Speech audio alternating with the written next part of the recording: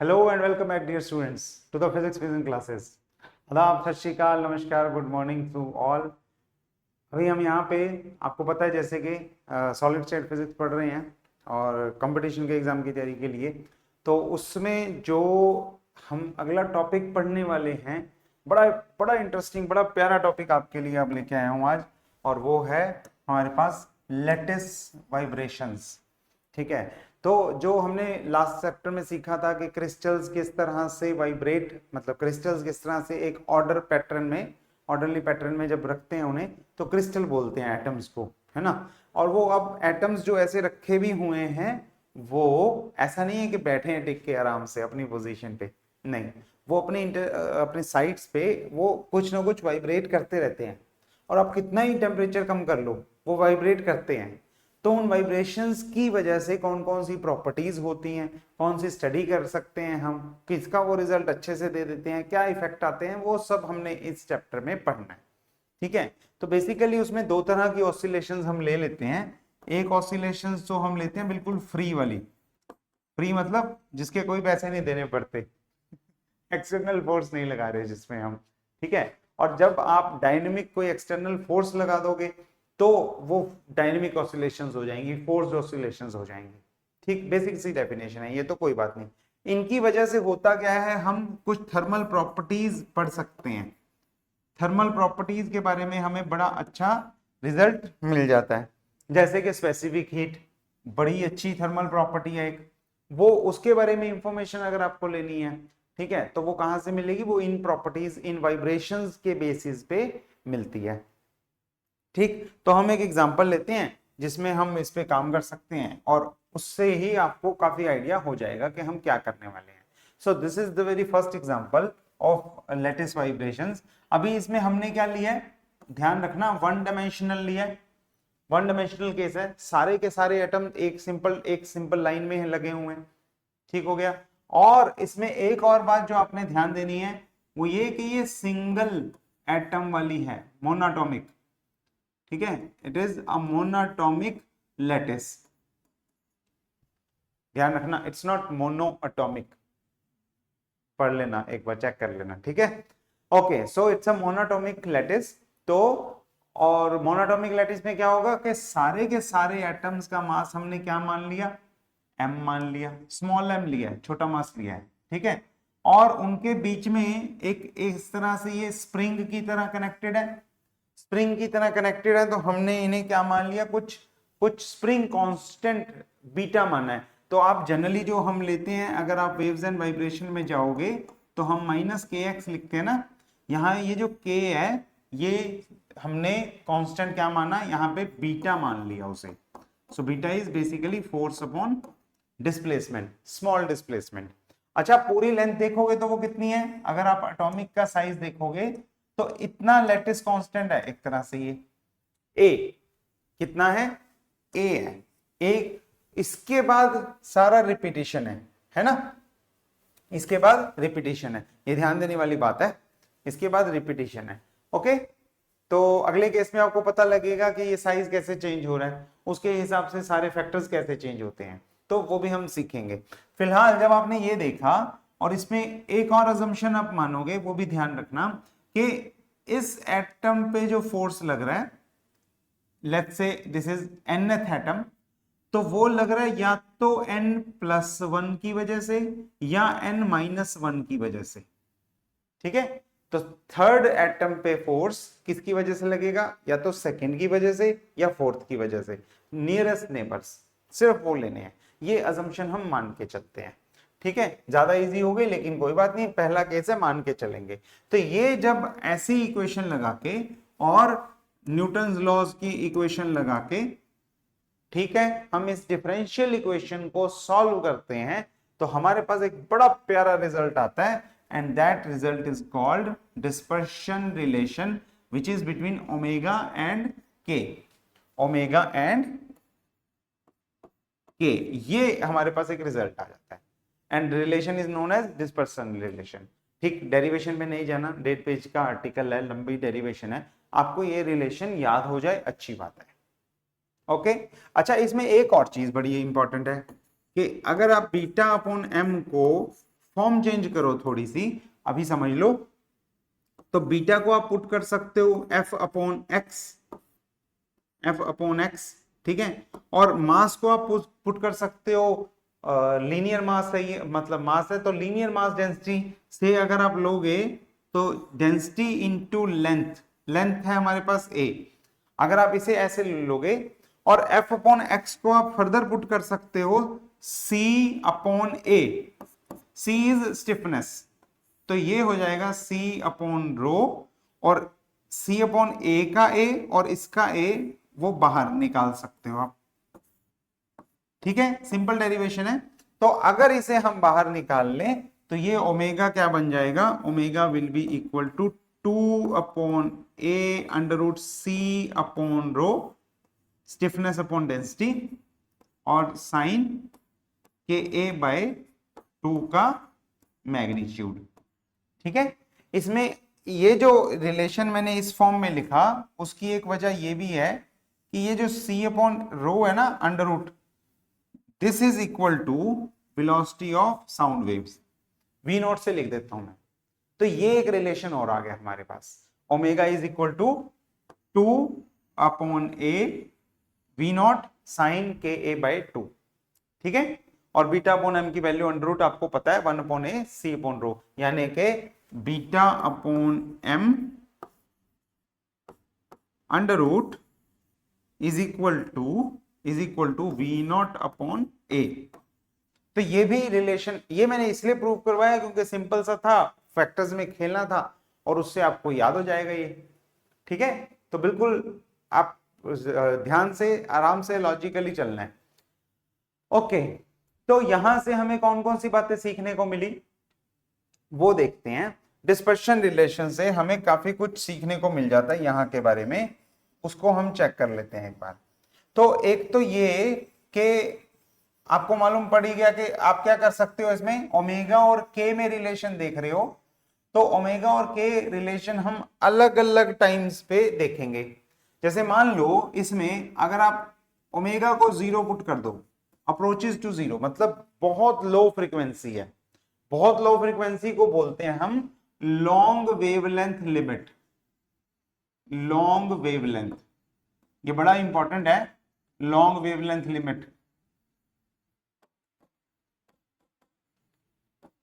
ठीक है। Long wavelength limit में आप देखोगे कि के भी तो चेंज होगा, के वैसे भी रेसिप्रोकल वेक्टर है, k is equal to 2 pi by lambda, आपको पता है ना 2 पाई बाय लैम्डा।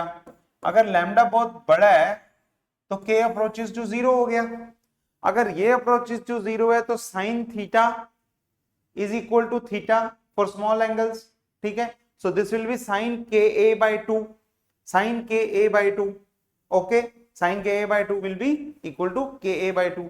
तो उसमें आप देख रहे हो कि ओमेगा में, और मैं ये वाला रिलेशन लगा लूंगा वी नॉट वाला, तो ये क्या आ जाएगा, ए बाय टू कट जाएंगे, वी नॉट बाहर बच जाएगा और साथ में बचेगा सिर्फ के।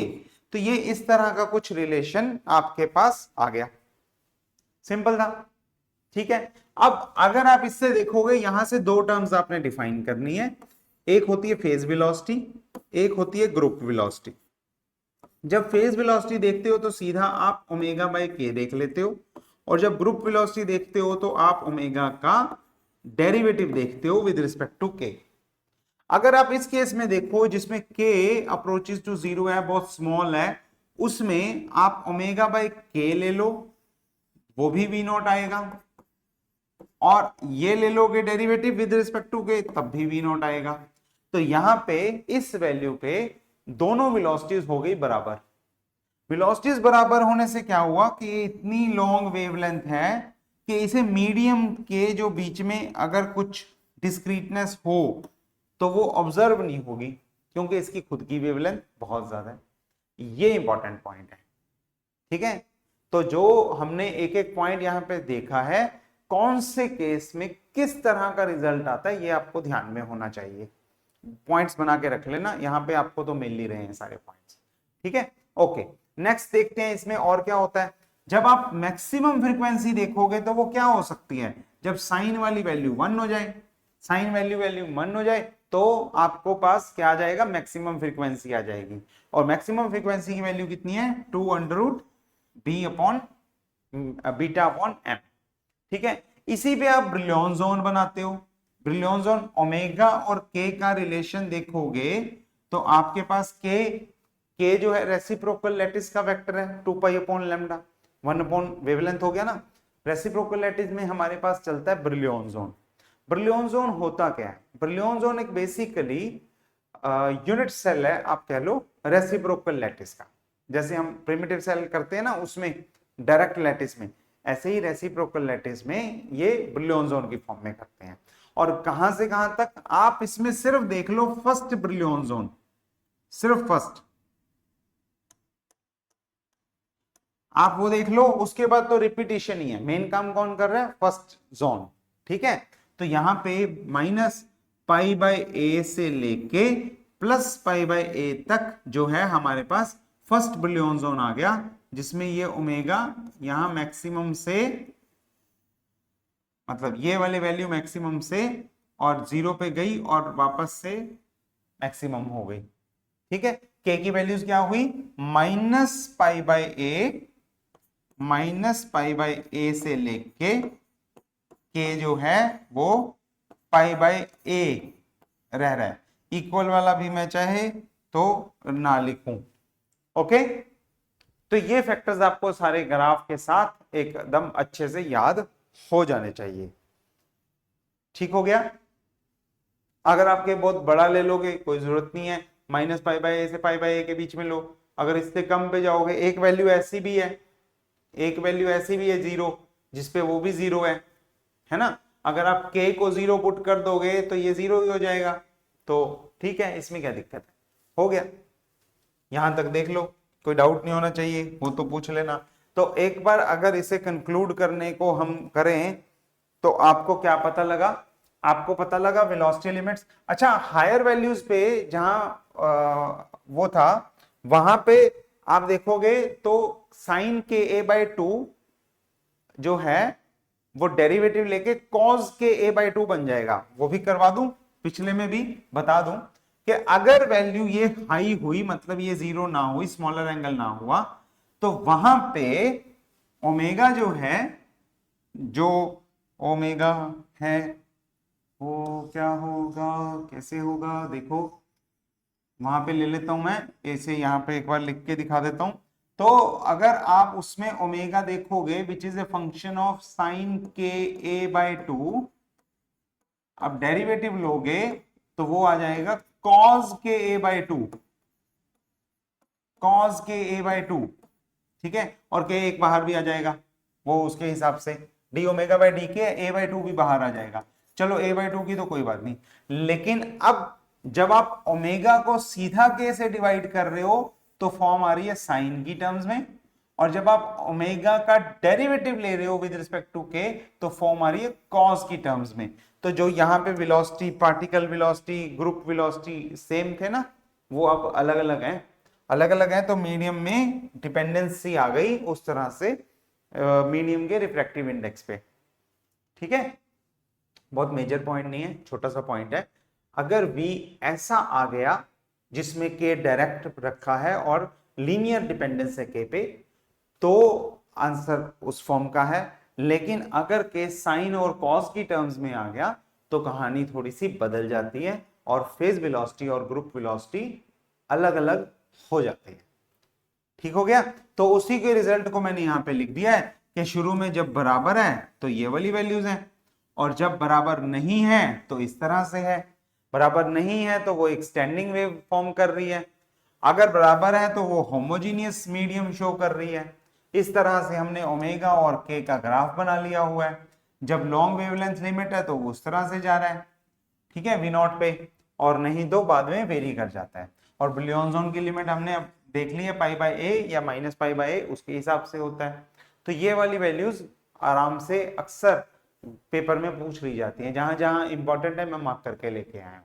ठीक है, चलिए आगे बढ़ते हैं। आगे क्या है, अब आगे क्या है इसमें, इसमें आगे चीज जो देखने वाली है वो है, अब डायटोमिक लैटिस ले ली हमने। ये बड़ा इंपॉर्टेंट है। डाइएटॉमिक, डाइएटॉमिक मतलब दो एलिमेंट्स हैं, दो एटम्स हैं। एक ले लो छोटे मास का है स्मॉल एम, एक ले लो बड़े मास का है कैपिटल एम। ठीक है, दो एटम्स हो गए, दो एटम्स हो गए। तो अब उनके बीच का डिस्टेंस देखो, इसके बाद ये ए साइज है मान लो, या ए साइज है ये एक एटम, उसके बाद ए डिस्टेंस पे दूसरा एटम, उसके ए डिस्टेंस पे पहला एटम वापस से। तो ये अब रिपीट ए के बाद नहीं करता ना, ये 2a के बाद रिपीट करेगा। यहां स्मॉल एम, यहां कैपिटल एम, यहां स्मॉल एम, इसके बाद रिपीटेशन है। ठीक है, तो इस तरह से अगर आप डाइएटॉमिक में देखोगे तो आपको पता लगेगा कि अब जो लेंथ है इफेक्टिव लेंथ वो 2a होगी, ए नहीं रही। ओके, इससे चेंज कहां आएगा पता है? इससे चेंज ये आएगा कि जब वो इफेक्टिव लेंथ चेंज हुई तो जो ब्रिलियन जोन आप रेसिप्रोकल में निकालते हो, जो कि पिछले केस में -π/a से π/a तक था फर्स्ट जोन, वो अब यहां पे π/2a से लेके π/2a तक हो जाएगा, क्योंकि अब लेंथ चेंज हो गई है। क्लियर? तो ये यहां पे इंपॉर्टेंट है, यहां पे इंपॉर्टेंट है, ये गलत लिखा हुआ है, π/2a आएगा, 1 नहीं आएगा। तो अब इसमें हुआ क्या? हुआ ये कि जब आपने इसके डिफरेंशियल इक्वेशन को सॉल्व किया तो ओमेगा स्क्वायर आ गया। दो फ्रीक्वेंसीज हो गई ना, एक फ्रीक्वेंसी जो है वो छोटे वाले एटम पे दो बड़े वाले एटम फोर्स लगा रहे हैं, और दूसरी फ्रीक्वेंसी जो है वो बड़े वाले एटम पे दो छोटे वाले फोर्स लगा रहे हैं। बात समझ में आ रही है? अगर आप इसको देखोगे, इसके नियरेस्ट नेबर कौन है? दो छोटे वाले एटम, वो फोर्स लगा रहे हैं, वो फोर्स अलग होगा, उसकी फ्रीक्वेंसी एक अलग होगी। लेकिन अगर आप इसको देखोगे तो इस छोटे को दोनों बड़े वाले एटम्स फोर्स लगा रहे हैं। फोर्स तो स्प्रिंग कांस्टेंट से ही लग रही है, लेकिन उसमें वेरिएशन आ गई, और दो फ्रीक्वेंसीज, इसीलिए स्क्वायर आता है फ्रीक्वेंसीज का। जब भी क्वाड्रेटिक को आप सॉल्व करते हो आपको मालूम है यहाँ पे प्लस माइनस आता है, प्लस माइनस से एक वाली वैल्यू हम ओमेगा प्लस लिख लेते हैं, जो वैल्यू ज्यादा फ्रीक्वेंसी होगी उसको हम प्लस लिख लेंगे, और जो वैल्यू कम फ्रीक्वेंसी वाली होगी उसको माइनस लिख देंगे। ठीक है, तो जिसमें आप माइनस कर रहे हो उसे ओमेगा माइनस लिख दिया, और जिसे प्लस कर रहे हो उसे ओमेगा प्लस कर दिया। तो इसमें बन गए हमारे पास दो मोड्स बन गए। एक बन गया कम फ्रीक्वेंसी वाला मोड, उसको बोलते हैं अकाउस्टिकल ब्रांच। एक मोड बन गया हाई फ्रीक्वेंसी वाला मोड, जिसको बोलते हैं ऑप्टिकल ब्रांच। ठीक है, लो फ्रीक्वेंसी वाला मोड और हाई फ्रीक्वेंसी वाला मोड, एक को बोलते हैं ऑप्टिकल, दूसरे को बोलते हैं अकाउस्टिकल। अकाउस्टिकल साउंड को रिप्रेजेंट करता है, उसकी कुछ प्रॉपर्टीज होती हैं, ओके, उसमें दो एटम्स हैं, वो आपस में एक दूसरे के साथ फेज में हैं, एक ही डायरेक्शन में मूव कर रहे हैं, एटसेट्रा एटसेट्रा। ऑप्टिकल लाइट वाले को बोलते हैं, उसमें वो ऑपोजिट फेज में होते हैं। ठीक है, तो ये डिफरेंस है, इसीलिए उसमें ये डिफरेंस आने की वजह से ही नहीं ऐसे नाम दिया। ठीक, अच्छा, उसके बाद आप क्या देखोगे? हाई फ्रीक्वेंसी कब होगी? इसकी डिपेंडेंस अगर आप देखो तो this is √2 beta by m, 2 beta by m. Okay, और ओमेगा माइनस क्या है? वो भी 2 बीटा बाय एम है, लेकिन इसमें एम कैपिटल वाला है, मतलब जो हैवी एटम है वो कौन सी ब्रांच को डोमिनेट कर, कौन सी ब्रांच में काम कर रहा है? वो अकाउस्टिकल ब्रांच में, और जो लाइटर मास है वो ऑप्टिकल ब्रांच में। अब मान लो अगर मास आप कम करते करते, किसी का मास, इसका कम है मास, इसको कम करते करते करते करते 0 कर दो, तो क्या होगा? तो ऑप्टिकल ब्रांच उड़ जाएगी, वो ऑप्टिकल ब्रांच गायब, और ऑप्टिकल ब्रांच गायब, और दूसरी कौन सी आएगी? सिर्फ अकाउस्टिकल रह जाएगी। अगर आप ऐसे ही इसको बढ़ाते बढ़ाते बढ़ाते बढ़ाते इसको बाहर कर दो, इनफाइनाइट कर दो, तो उल्टा हो जाएगा। ठीक है, इस तरह से ये ब्रांचेस काम करती हैं आपस में। और बीच में एक ऐसी ब्रांच है, बीच में एक ऐसी ब्रांच है जो फ्रीक्वेंसीज उसे पॉसिबल ही नहीं है उनके लिए, वो फ्रीक्वेंसीज पॉसिबल नहीं है। एक मिनिमम फ्रीक्वेंसी, एक हायर फ्रीक्वेंसी, दोनों के बीच में ऐसी कोई ब्रांच नहीं है जहां जो फ्रीक्वेंसी पॉसिबल हो, उसे बोलते हैं forbidden frequency band. Forbidden frequency band ये कब गायब होगा, ये मास पे डिपेंडेंट है। अगर हम दो एटम की जगह एक ही एटम ले लें, मतलब मास सेम ले लें दोनों का, फिर ये गायब हो जाएगा, नहीं तो ये एग्जिस्ट करेगा। अच्छा यहां पे गलती है वो मैंने बताई थी कि लियोन zone pi upon 2a minus pi upon 2a से पाई अपॉन 2a की तरफ जाएगा। कोई डायग्राम में गलती हो जाती है कभी तो देख लेना, ये वाली सही डायग्राम है, यहां से आप देख सकते हो।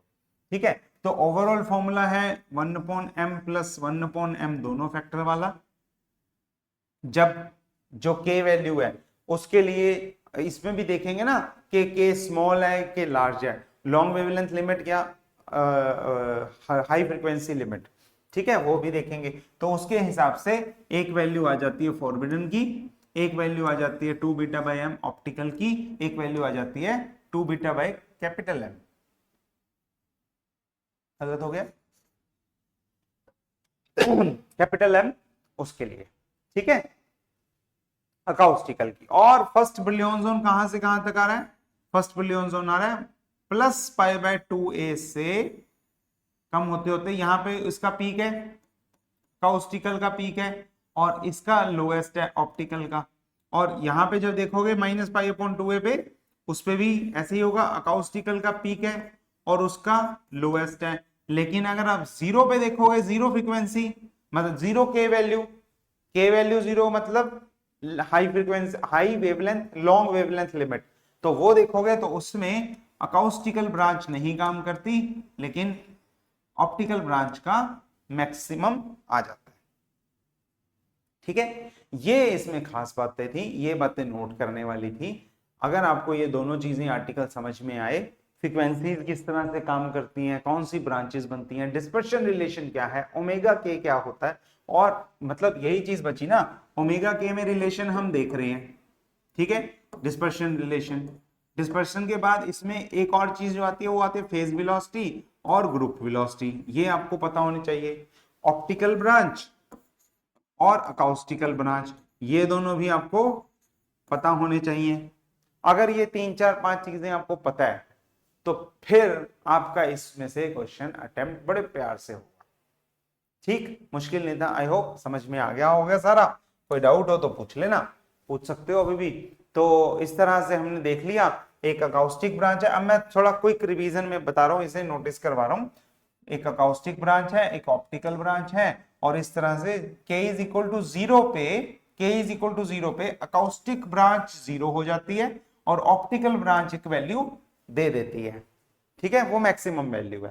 मास मूवमेंट अगर आप देखोगे तो इसमें सेम फेज होता है अकाउस्टिक में, और ऑप्टिकल में ऑपोजिट फेज होता है, बताया था मैंने, इसीलिए इन्हें ऑप्टिकल और अकाउस्टिक बोलते हैं। इंपॉर्टेंट पॉइंट है लेकिन अच्छा है आपको पता है पर, ठीक है। और इसमें क्या होता है excitation method, sound bye compressional waves होती है, साउंड वेव इसमें काम करती है, अकाउस्टिक साउंड काम करेगी, ऑप्टिकल मतलब लाइट काम करेगी।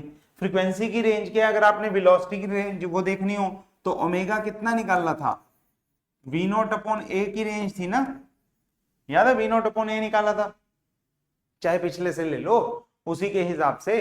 तो वी नॉट जो है अगर आप देखो साउंड वेलोसिटी नियर अबाउट कितनी होगी, वो होगी 10⁻⁴ ले लेते हैं, और ए कितना है आपको पता है ना 10⁻⁻10 है, तो ये बेसिकली 10⁻14 हर्ट्ज है अप्रोक्सीमेटली, ठीक है। यानी कि ये इतने पे फिल्टर का काम करती है, लो पास फिल्टर का, इसके नीचे तब सब ठीक है, इसके ऊपर सब गॉन है, ओके इस तरह से ये काम करती है। इसमें जो बड़ा एक इंपॉर्टेंट पॉइंट है, बहुत इंपॉर्टेंट पॉइंट है, ध्यान से देखना, वो ये कि इसकी टोटल ब्रांचेस कितनी होंगी, कितनी ब्रांचेस होंगी, और ये पेपर में पूछा जाता रहा है, बहुत पेपर्स में आता है ये, ठीक है सिर्फ लेक्चर कैडर में ही नहीं, ये और भी कहीं और अदर स्टेट्स के पीजीटी वगैरह के पेपर या होते हैं तो उनमें भी ये क्वेश्चन आपको अच्छा क्वेश्चन है पूछ लेते हैं।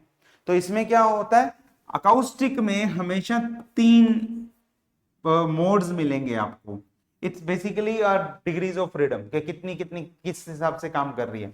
तो अकाउस्टिक में 3 मिलेंगे, एक तो होगा उसी डायरेक्शन में, अगर हमने वन डायमेंशनल एक्स एक्सिस में लैटिस मान ली तो एक्स एक्सिस में ही होगा एक मोड, तो वाइब्रेशन इस तरह से, और दो मोड्स इस तरह से भी हो सकते हैं, ट्रांसलेशनल टाइप, ट्रांसवर्स टाइप, उसके परपेंडिकुलर डायरेक्शन में। तो इसमें हमेशा अकाउस्टिक में तीन मोड्स मिलते हैं, one longitudinal and two transverse. ठीक हो गया। और बाकी के जितने मोड्स बच गए वो सारे के सारे कहां जाएंगे, जितने मोड्स बच गए वो सारे के सारे कहां जाएंगे, ऑप्टिकल में। अब कितने मोड्स बचे ये कैसे बताओगे, तो मान लो आपके पास p एटम्स वाली बेसिस है, p atoms, number of atoms p है, तो 3 डायमेंशन है, नंबर ऑफ p एटम्स हैं, तो डिग्री ऑफ फ्रीडम कितनी ले लोगे टोटल, 3p ले सकते हो, बेसिस एटम्स पे डिपेंड कर रहे हैं, राइट।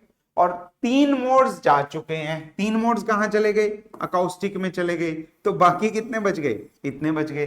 ये क्वेश्चन पेपर में एज इट इज आया हुआ है, सिर्फ ऑप्टिकल मोड्स बताने थे आपने। अच्छा, अगर मैं 2 बेसिस एटम्स दे दूं, 2 बेसिस, 1 एटम दूंगा, 1 बेसिस वाला, 1 एटम वाला लैटिस दूंगा, तो क्या होगा, ये 3 इंटू 1 -3 यानी कि 0।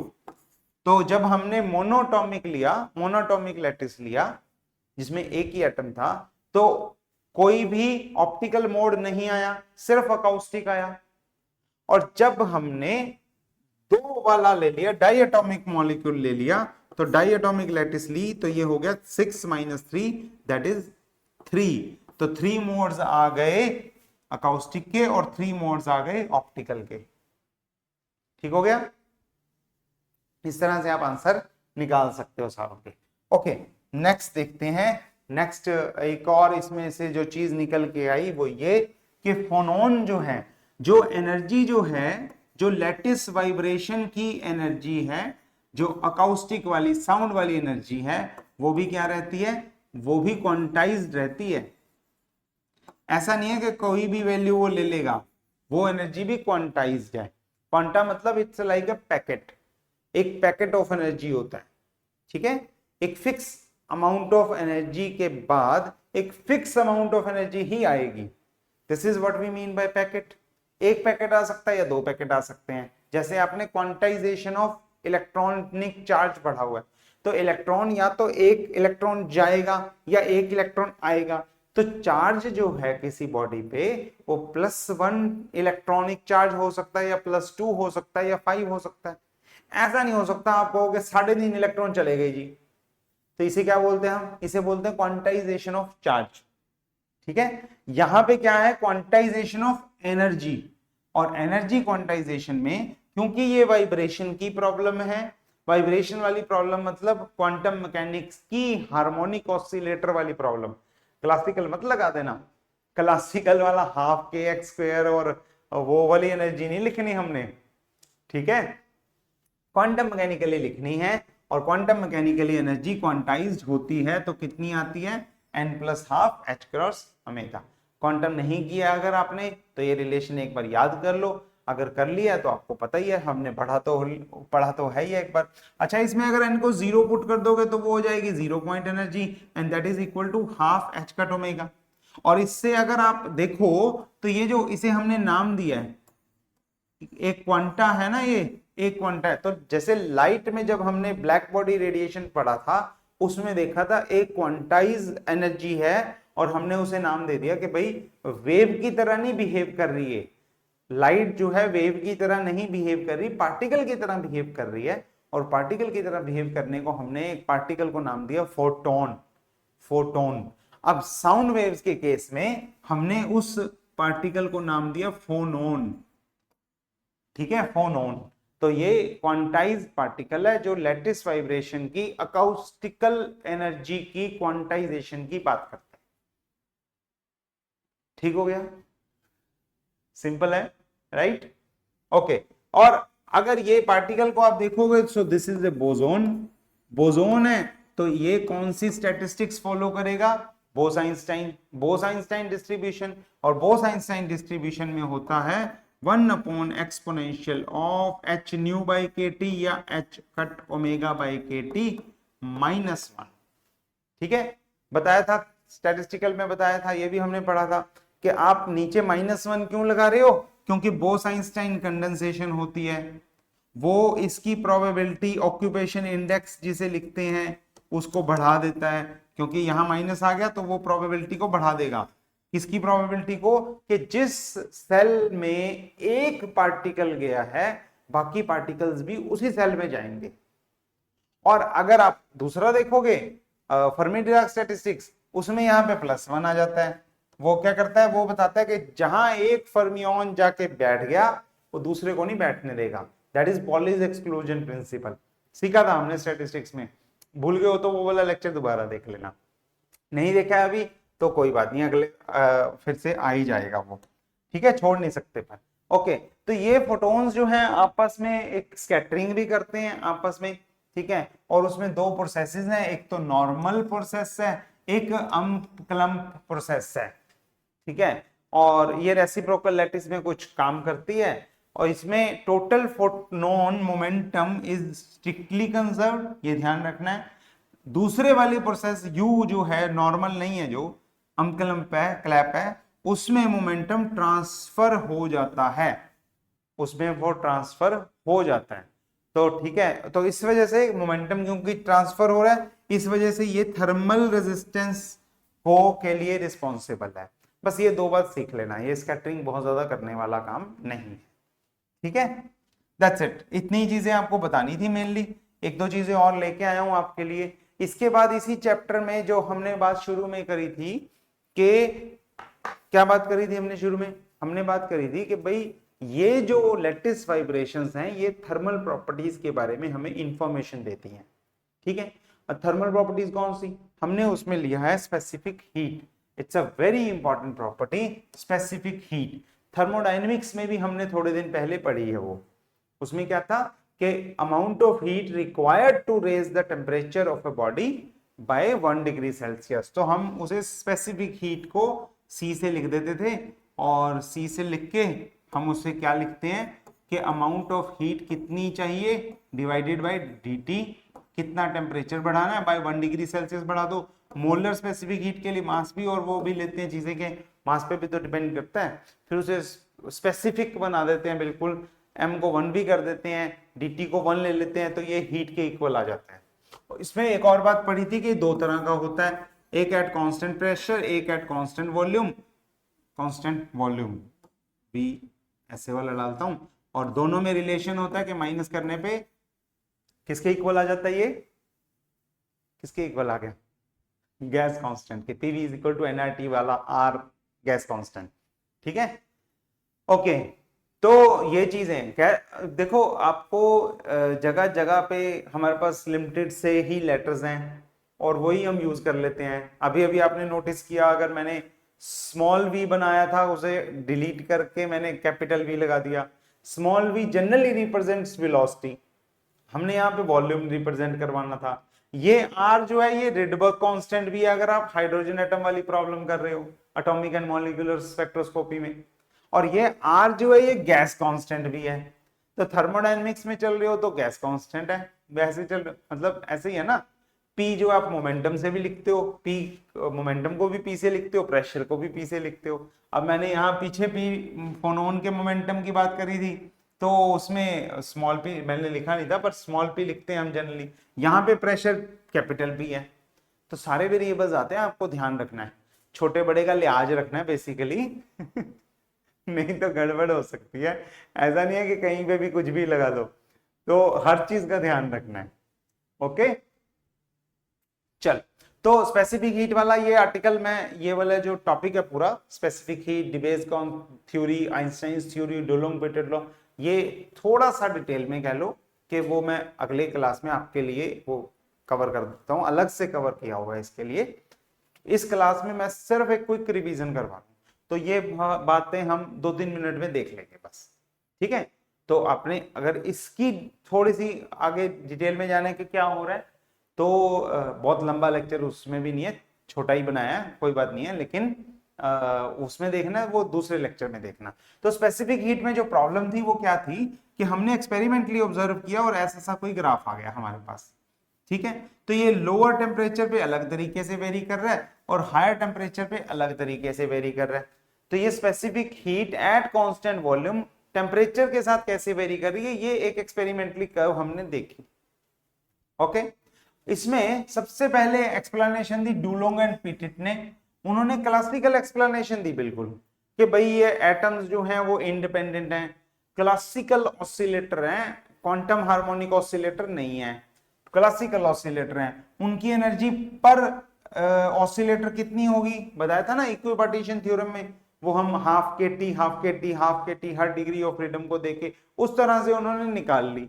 निकाल के उन्होंने निकाला कि भाई ये एनर्जी जो है और सीवी जो है ये अप्रोक्सीमेटली 3R आएगा। 3R मतलब 6 के आसपास हो गया, 5.96 मोल्स कैलोरीज पर मोल पर केल्विन। ठीक है, तो ये लेके देखा तो इतनी वैल्यू भी इन्होंने तो बता दिया कि कांस्टेंट आएगा जी। पर ये आया तो सही, पर वो कांस्टेंट आया हाई टेम्परेचर्स पे, लो वाला सेटिस्फाई नहीं हो रहा। ठीक है, तो हाई टेम्परेचर पे रिजल्ट मैच कर गया, लो वाले पे सेटिस्फाई नहीं हो रहा, ये प्रॉब्लम थी। तो फिर हमने आगे क्या देखा, आगे इसमें करेक्शन की आइंस्टाइन ने थ्योरी दी कि नहीं अब तो हम क्लासिकल को छोड़ देंगे, अब तो हम क्वांटम के पीछे पड़ गए, हाथ धो के क्या नहा धो के पड़ गए। तो वो उन्होंने थ्योरम लगाई, उन्होंने अपनी अप्रोक्सीमेशन लगाई कि जो आप क्लासिकली बता रहे हो ना हार्मोनिक ऑसिलेटर, क्लासिकल नहीं है, क्वांटम है, क्वांटम ऑसिलेटर है। ठीक है, आपकी बात मान ली कि सारे इंडिपेंडेंट हैं, all are independent, nearest neighbour को देख रहे हैं तो देख रहे हैं, नहीं तो छोड़ दो बस, कोई बात नहीं है। लेकिन ऑसिलेशन में जो आप एनर्जी लिखोगे वो फॉर्मूला, वो n plus half h cut omega वाला, ये वाला फॉर्मूला आएगा एनर्जी का। ठीक है, अगर आप इसका वेव फंक्शन भी लिखोगे वो थोड़ा सा कॉम्प्लेक्स आता है, e raise to the power minus x square upon a square वाला फॉर्मूला आता है। उसमें आपको बताया था मैंने, कहाँ कहाँ पढ़ोगे आप वो वाला फॉर्मूला, वो पढ़ोगे जब क्वांटम मैकेनिक्स में हार्मोनिक ऑसिलेटर पढ़ोगे, वहां पे आएगा, वहां पे आप उस वेव फंक्शन को काफी बार सॉल्व करोगे, बड़ा इंपॉर्टेंट है, पर्टर्बेशन थ्योरी में भी लगता है क्वांटम मैकेनिक्स की। ठीक है, और कहाँ पे पढ़ोगे, और मैथमेटिक्स में जब हमने स्पेशल फंक्शंस पढ़े थे मैथमेटिकल फिजिक्स में, उसमें भी उसकी बात की थी।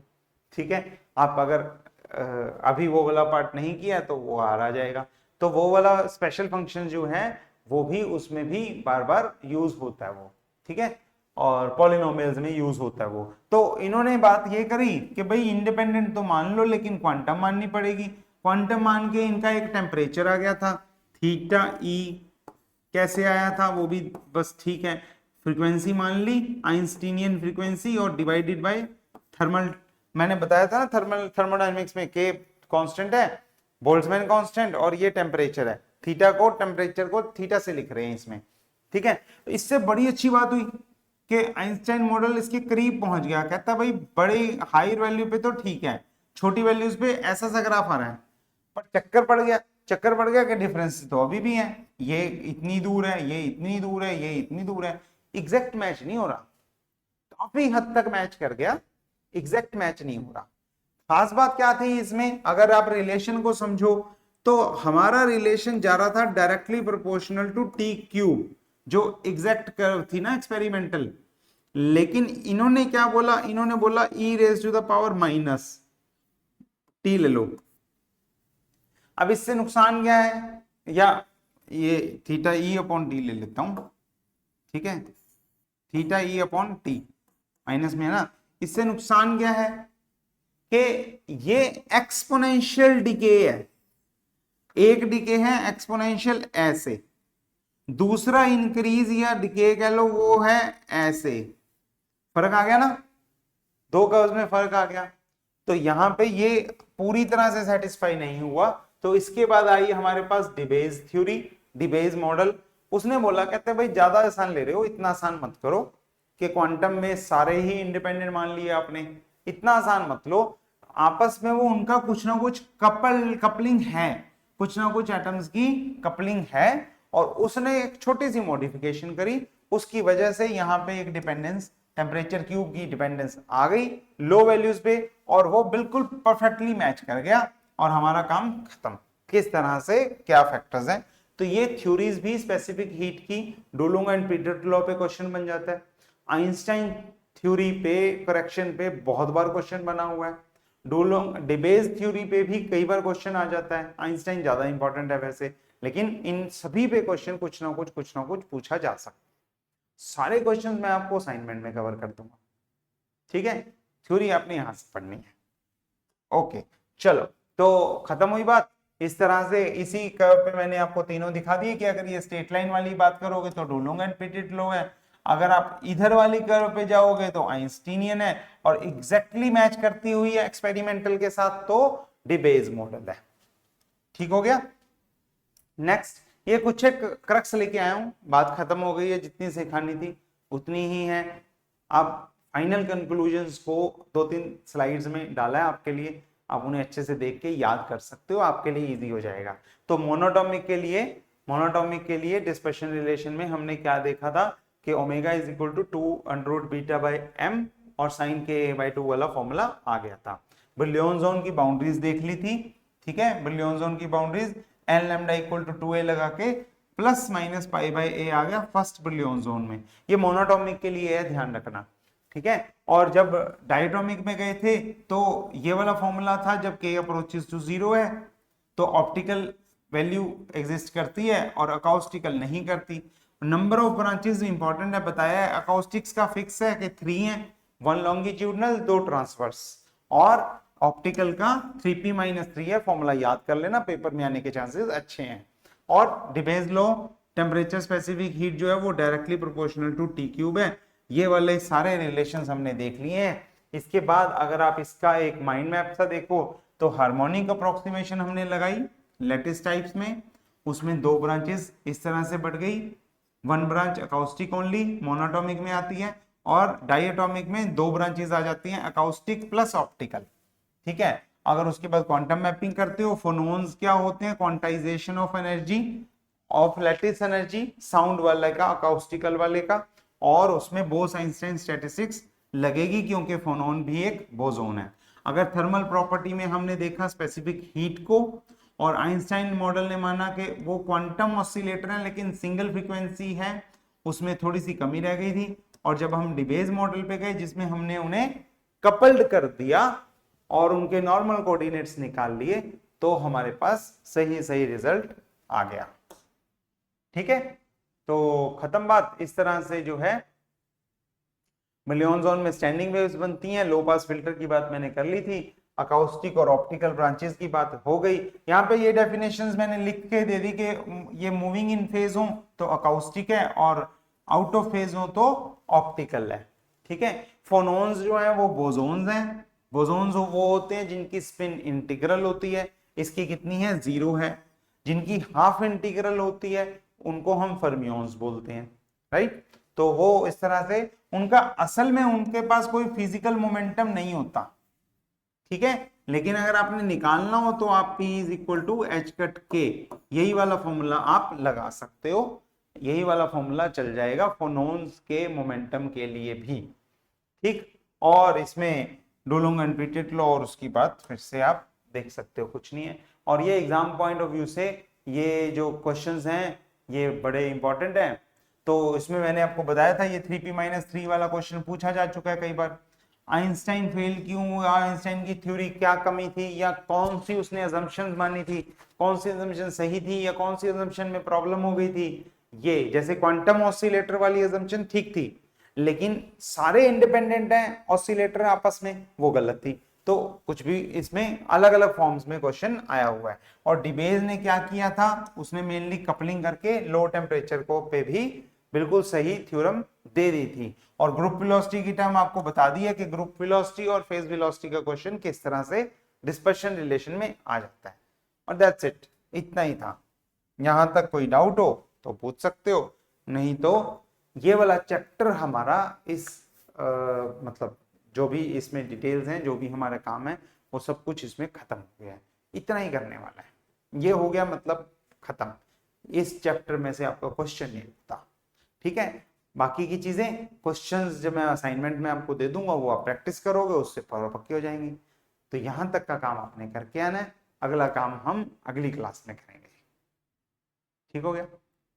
कोई डाउट है तो पूछ सकते हो, नहीं तो ठीक है। बाय बाय, टेक केयर, पढ़ते रहो, अच्छे से काम करते रहो, कोई डाउट हो तो ग्रुप में डाल देना। हम मिलते हैं अगली क्लास में, तब तक के लिए टेक केयर, शबा खैर।